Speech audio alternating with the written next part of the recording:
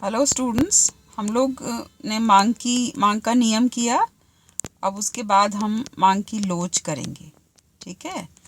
अब मांग की लोच जो है, बेसिकली जो मांग का नियम था उसमें हमने ये कहा आपको कि हमने जिस बात को नियम को जो पढ़ा वो था कि कीमत के घटने और बढ़ने का मांग पर क्या प्रभाव होता है ना।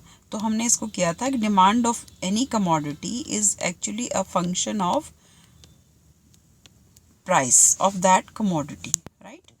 अब ये जो परिवर्तन आता है, कीमत के परिणाम स्वरूप जो मांग में परिवर्तन आता है, उसको जो हम नापते हैं, उसका जो माप है कि कीमत में कितना परिवर्तन हुआ और उसके परिणाम स्वरूप मांग में कितना परिवर्तन होता है, इसको जो हम नापेंगे, ये जो माप है, यही मांग की लोच है। समझे आप? तो मांग की लोच क्या है कि मांग की कीमत लोच है ना। मांग की लोच यानी कीमत से हम, क्योंकि कीमत के प्रति मांग का व्यवहार देख रहे हैं ना हम, तो इसको मांग की कीमत लोच का क्या मतलब हुआ? एक वस्तु की कीमत में परिवर्तन से उस मांग की मात्रा में क्या जो प्रतिक्रियात्मकता उत्पन्न होती है, उसका माप है ना। तो इसको हम मांग की लोच को क्या बोलेंगे? इसको अगर हम माप को मापें, है ना, किस तरह से इसको हम करेंगे, तो ये होगा मांग की मात्रा में आनुपातिक परिवर्तन। मांग की मात्रा में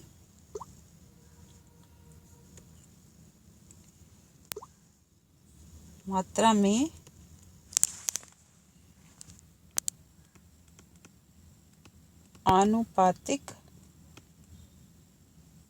परिवर्तन बटे में कीमत में आनुपातिक परिवर्तन। ठीक है। इसको हम ऐसे समझें कि नीचे जो हमने कीमत लिया है इसमें, है ना, डिनोमिनेटर और न्यूमरेटर जो है हमारा, तो ये जो है इसमें हम यहाँ तो इस ऊपर हमारा परिणाम है और नीचे कारण। मतलब कि मांग में होने वाला परिवर्तन जो है वो किसके परिणाम स्वरूप, किसके कारण से है? कीमत में। ठीक है। तो मांग की मात्रा में जो परिवर्तन होगा आनुपातिक यानी रेशियो वाइज, है ना, और वो किसके कारण से होगा? कीमत के में होने वाले आनुपातिक परिवर्तन। तो इसको हम और खोलें थोड़ा सा, तो इसको हम इस तरह से फ्रेम करेंगे, मांग की मात्रा में परिवर्तन, मांग की मात्रा में परिवर्तन अपॉन मांग की ओरिजिनल मात्रा, है ना, जो शुरू में है, और फिर उसका परिवर्तन भाग, किससे भाग देंगे? इससे, कीमत के आनुपातिक परिवर्तन से, यानी कि कीमत में परिवर्तन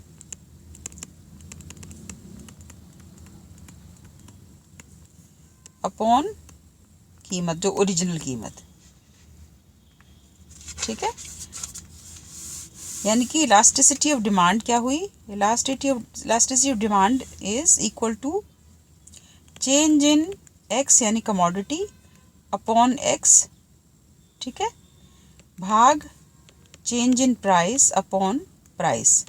इसको अगर हम सॉल्व करें तो ये हो गया change in X upon change in P. इसको उलट देंगे हम, और पी अपॉन एक्स, ये हमारी फर्स्ट इक्वेशन बन गई। तो ये जो इक्वेशन है हमारी, ये दिखाती है कि ये जो फॉर्मूला है, इससे हम मेजर करेंगे कि मांग में होने वाला परिवर्तन वो जो है वो कीमत में होने वाले परिवर्तन के परिणाम स्वरूप होता है। अब हम जो मांग की लोच है उसको नापने के हमारे पास दो तरीके हैं, है ना।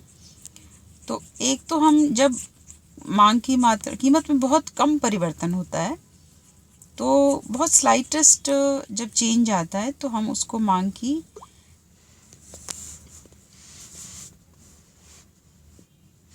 बिंदु लोच, है ना, उस नाम से हम उसको पढ़ते हैं।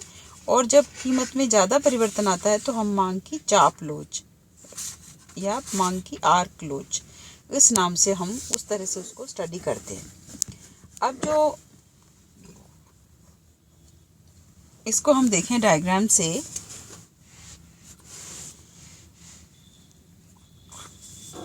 एक डिमांड कर्व मैं ड्रॉ करती हूँ।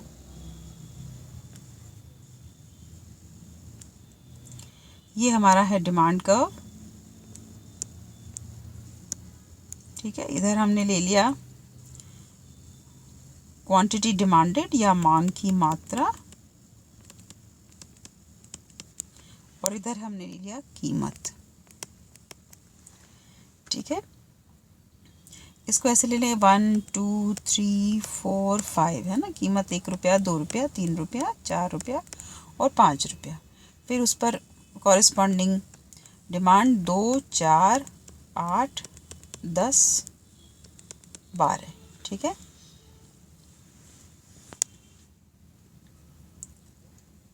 डिमांड कर्व हम इस तरह से लेते हैं, ठीक है। यहाँ पे 2 4 सॉरी 6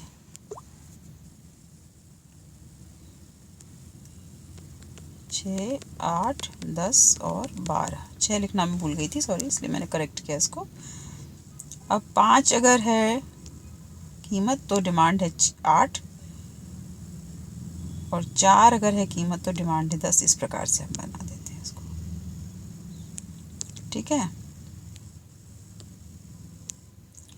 ये और ये हो गया। ये change in price, this is change in x, और ये हमारा डी और ये डी।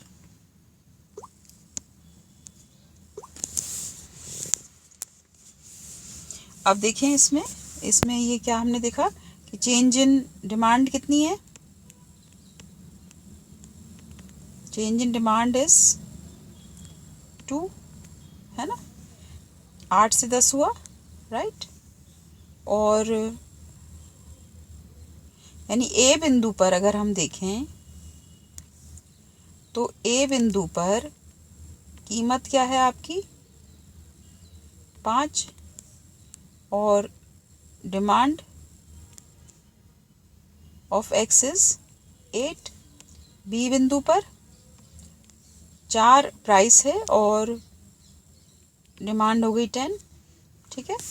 अब इसको हम निकालें तो change in demand is change in X upon change in price into में प्राइस अपॉन एक्स। ये फॉर्मूला हमने पिछला हमने जो इससे पहले एक्सप्लेन किया। तो अब ये हो गया आपका 2/8 upon -1 5। This comes to 2/8 into 5/1, this comes to 10/8, यानी कि 1.25। ये हमारी मांग की लोच हो गई। मांग की लोच 1.25 यानी 1 से ज़्यादा है।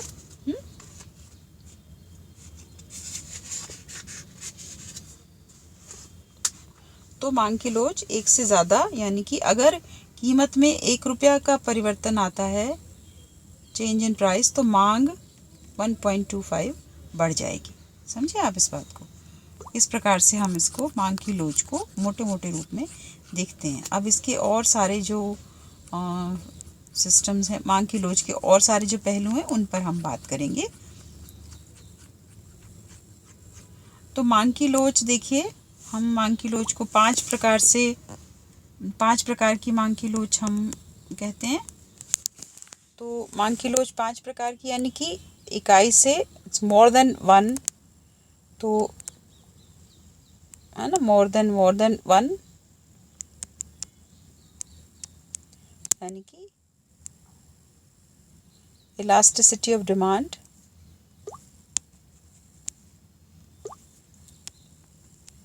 Elasticity of demand more than 1, फिर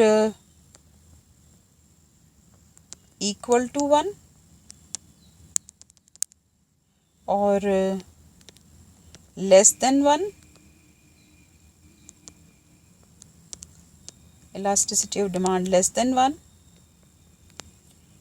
फिर इलास्टिसिटी ऑफ डिमांड 0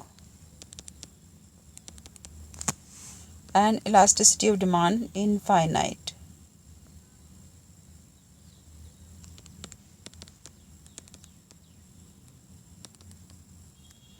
ठीक है, मोर देन 1 का मतलब यह है कि प्राइस में जो चेंज आएगा, चेंज इन जो प्राइस होगा वो उससे ज़्यादा डिमांड में परिवर्तन आएगा, राइट। इसको ऐसे समझें, अगर चेंज इन प्राइस इज़ 1%, तो डिमांड में जो परिवर्तन है वो it's more than 1, it may be 2% या जो भी है ना, मोर देन 1 इक्वल है, तो जितना प्राइस में परिवर्तन है उतना ही डिमांड में परिवर्तन है। लेस देन 1 प्राइस में जो परिवर्तन है वो डिमांड में परिवर्तन से अधिक, यानी डिमांड में परिवर्तन कम आए, यानी अगर 1% है तो यहाँ भी 1% है डिमांड में परिवर्तन, यहाँ 1% है तो ये मे बी आधा % ही होगा, और ज़ीरो में है कि ज़ीरो का मतलब है कि कितना भी चेंज आ जाए प्राइस में, 1% है लेकिन यहाँ पे 0%, देयर इज़ नो चेंज। और इनफाइनाइट का मतलब है कि अनंत हो जाए, बहुत ज़्यादा हो जाए, जो कि जिसको कि हम फुलफिल ही नहीं कर सकते। तो ये 5 तरह की मांग की लोच होती है। बेसिकली मांग की लोच जो शब्द है ना, उसका अर्थ ये है कि जो मांग है उसमें कितना लोच है। लोच आप शब्द देखते हैं, लोच का मतलब होता है किसी चीज़ को हम प्रेस करेंगे तो उसमें, जैसे पत्थर है उसमें कोई लोच नहीं है, आप कितना ही प्रेस करिए वो प्रेस नहीं होता। फिर आप ये जो फोम वगैरह होता है आपके पास, उसमें उसको अपन अगर दबाते हैं तो दबता है ना। तो इसका इसी तरह से हम इसको देखें कि मांग की लोच का अर्थ ये हुआ कि मांग में जो परिवर्तन है वो कितना आता है कीमत के परिणाम स्वरूप। तो जो मोर देन 1 होगी उसका डायग्राम अगर हम बनाएं तो जो डिमांड है, इधर हमने ले ली, इधर हमने प्राइस ले ली, तो उसका थोड़ा फ्लैट होता हुआ बनेगा। क्यों? क्योंकि प्राइस में परिवर्तन कम है और कंपैरेटिवली मांग में परिवर्तन ज़्यादा आएगा, है ना। ये देखिए आप, this is change in x and this is change in price. तो प्राइस से मांग में परिवर्तन ज़्यादा है, तो इट्स मोर देन 1, है ना। तो elasticity of demand is more than 1। फिर ये जो तेज़ी से गिरता हुआ वक्र है डिमांड का, तो इसमें आप देखिए प्राइस में परिवर्तन ज़्यादा है और कंपैरेटिवली मांग में परिवर्तन कम है। तो ये जो डिमांड है यहाँ पर, ये जो change in X is less than change in price, ठीक है। तो ये elasticity of demand is less than 1, then there is equal to 1, तो ये 45 डिग्री की लाइन होगी। ये थोड़ा सा इसको सीधा करें,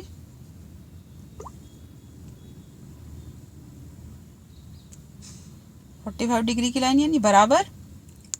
तो जितना प्राइस में परिवर्तन उतना ही मांग में परिवर्तन, ठीक है। तो elasticity of demand is equal to 1, ये इस तरह से। फिर इलास्टिसिटी ऑफ डिमांड 0, यानी कि ये कितना भी प्राइस में परिवर्तन हो जाए, there is no change in demand, demand same बनी हुई है, तो elasticity of demand is equal to 0। और अनंत में इस तरह से slightest change can also bring lot of change in, slightest change in price will bring lot of change in demand, ठीक है। तो ये this is elasticity is infinite.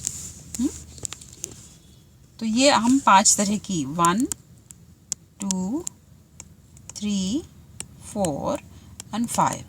5 तरह की मांग की लोच हम डिफाइन करते हैं।